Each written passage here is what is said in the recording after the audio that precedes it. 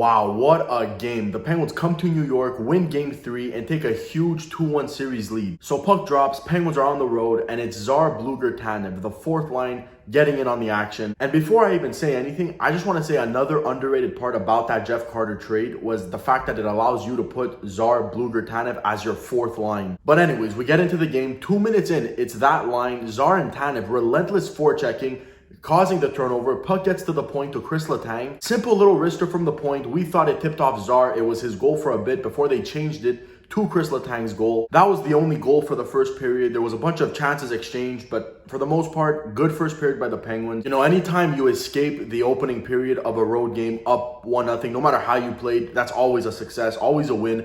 And the Penguins did that in this period, which was huge. Then we move on to midway through the second period. It's Scott Mayfield with a great little attempt to get around Zar, the shot blocker, with that little toe drag. Gets the shot on net. There's a screen in front.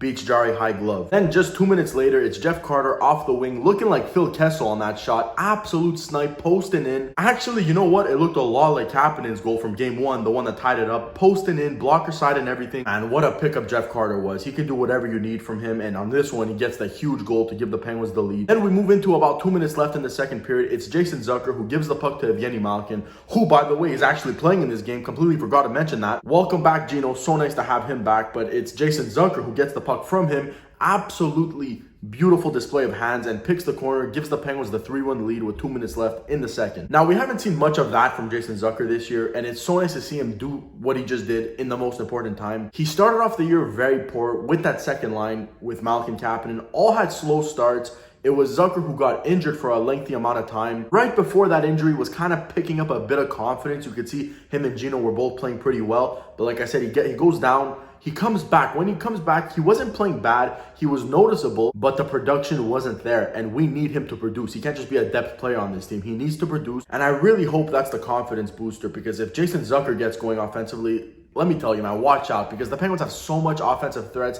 that are currently going right now. If they find Jason Zucker, I don't want to say it's over, but, you know, it's hockey. A lot can happen. Now we move on to the third period, and oh boy, here's where the fun starts. It's Cal Clutterbuck getting the Islanders on the board with their second goal of the game, but it's Matt Martin knocking off the helmet of John Marino. You know, with the new rule, he has to go to the bench or put it on. He couldn't put it on, so he went to the bench. Clutterbuck was in front of the net all alone. Who was supposed to be guarding him? John Marino. Where was John Marino? Going to the bench because he didn't have his helmet. But something about it getting knocked off of him from Matt Martin just doesn't sit well with me. You know, smart play on him because he took Marino off the play. And that's the reason why the Islanders are able to get back in the game with this one. Then not even a minute later, the puck goes to the crease. Jari covers it up, but after that, complete chaos ensues. I don't even know where to start. I can't even remember everything that happened on that play. It was happening so fast and so many things happened. It was Mayfield getting involved, then Crosby gets involved. It was basically all of the Penguins' top players getting involved in that. And that's something I really didn't like. And there's nothing they could have really done. It was the Islanders kind of starting everything, and the Penguins were, if anything, defending themselves.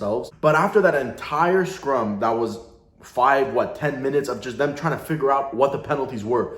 It was the Penguins getting the extra 2 minutes. I believe Jake Gensel, he ends up getting a little slash in there. I guess the refs, from everything they saw, that's the thing that stood out to them, which is why he goes to the box for the extra 2. So just my piece going forward, try and stay away from those shenanigans. Those post whistle scrums, just don't get into that. Especially the top guys, Crosby, Letang, Gensel. We don't want to see that from them. I'd rather them focus on dominating the Islanders on the scoreboard, not on the penalties. Now the Islanders are on the power play, but no Brian Dumoulin, no Chris Letang. Those guys are both in the box, along with Sidney Crosby. Like I said, Jake Gensel. I think Brian Rust was in there. I can't even remember who was in the box. It was so many players. But essentially, it was all the top guys in there and 2 of their penalty killers on the following power play that the Islanders got from that Jake Gensel slash in that big scrum. It's Anthony Beauvillier who gets the goal, gets this game tied at 3-3. And that right there, when I saw that goal and how, you know, that whole building erupted, I thought now it's the Islanders' turn. They're going to get all the momentum. You know, that's exactly what they needed. They come back from down 3-1, and now they're going to completely take over the game. Just about a minute later, the Islanders are now taking a penalty for goaltender interference.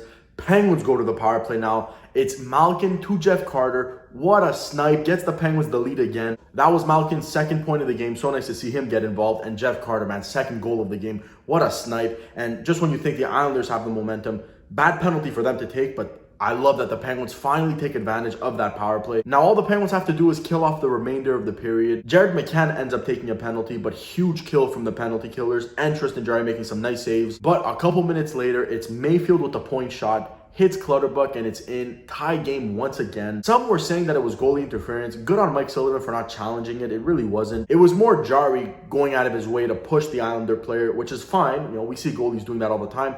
It was Clutterbuck who ended up, it goes off his body and it goes in. It never stopped Jari from making the save. If anything, Jari is the one who started the contact, and the Islander player wasn't even in the crease. So just when you think now it's overtime, right? There's 5 minutes left. How many times are we going to go back and forth like this? Now both teams are going to shut it down, and, you know, it's going to come off some kind of lucky goal in overtime. But instead, the Penguins' fourth line, right? Czar, Bluger, Tanev, the guys that started the game with the offense, finish the game with offense. They're going to work in the offensive zone. You know, one of the best at forechecking in the offensive zone. I just love every time that line gets to work like that. They get the puck to Chris Letang on the point. Wrister, just like the first goal, but instead, midair, Brandon Tanev bats it out, ends up scoring a huge goal, and the Penguins are now up 5-4 with about 3 minutes left. And then on top of it, it's Brandon Tanev not just scoring any goal, bats it out of midair, has a player on him in a 4-4 tied playoff game to give the Penguins the lead. Talk about a huge goal. And I remember when we first signed Tanev, there was so much talk about that contract, 6 years. But wow, just watching Tanev and what he brings to this team, I would have given him 7 years on that contract. 6 years is not enough. Obviously, I'm kidding, whatever, but Tanev, what a player. Just forget the player, the energy he brings. There was this video that the Penguins social media showed at the end of last game's win, and it just shows Tanev, you know, going at City. I forget what he said. He was on the bench at the end of last game's win, and I believe he was saying something like, way to battle, you know, just getting the boys fired up. It was Crosby who goes for the fist bump, you know, classy Crosby goes for the fist bump, you know, good game. No, it was Tanev who bumps him in the chest, goes, yeah, way to battle or whatever. And you're just seeing Crosby's reaction on, I forget where it is. You can find it on the internet. Hey, battle! Let's go! Just seeing Crosby's reaction in that video, it just goes to show you how much he loves this guy, and I'm sure the whole team loves this guy. He just sparks that energy. He's pretty much Patrick Hornqvist. The fact that he comes through with that huge goal, man, what a player. I absolutely love Brandon Tanev. But the game is not over, right? The game's been going back and forth all third period. With about a minute and a half to go, the Islanders take a shot, big rebound right to Brock Nelson, wide open, misses the net. Now, live, when I first saw this, I'm like, how did he miss? At first, I thought it was Jari who saved it. I'm like, what a save. But then they show the replay, and oh my God, it's Sidney Crosby absolutely diving, just getting a piece of it to put it out of play. And just like that, save of the game, saves the game. If the Islanders tie it, who knows what happens? And that was a for sure goal. That right there is why I'm taking Crosby on my team over Connor McDavid. Yeah, the speed is nice, the goals are nice, but when it matters most, Crosby does it all, and he's a player you win with. Showed that right here tonight. He didn't even get a point in the game. And with no points, you would think Crosby was invisible out there, right? Nope, you're wrong. Saves the game, and with a minute left, the Islanders pull their goalie. He and Carter, what absolute dominance defensively to not even let the Islanders get in the offensive zone. It's Crosby in the offensive zone with the net empty. He's not even looking to score at that point. I mean, he can't score. There's 4 Islanders on him, but he's playing keep away with those 4 Islanders. Kills as much as time as he can. Then when the Islanders finally get the puck away from Sid, they go the other way. It's Carter just disrupting their break-in, disrupting it. Crosby gets it back, dumps it back in. Again, not looking for the empty netter because it's just not there. He's just looking to kill the time. All this killed about 50 seconds. It was with 10 seconds left, the Islanders finally get in the zone, do nothing with it, and the Penguins hold on, win this huge game 5-4. And I'm going to end it off on talking about Jeff Carter. I have to. What a pickup this guy was.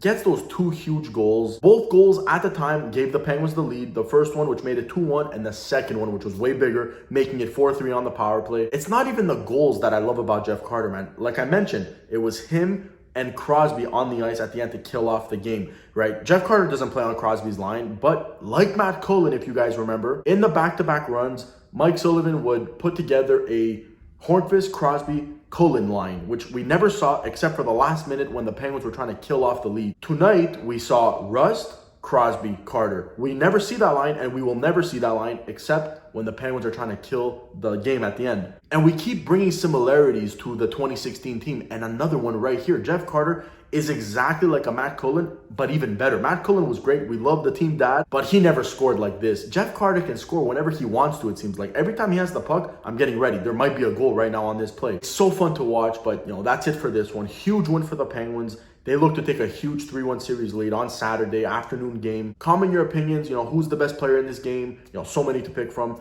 And as always, thank you guys so much for watching, and I'll see you in the next one.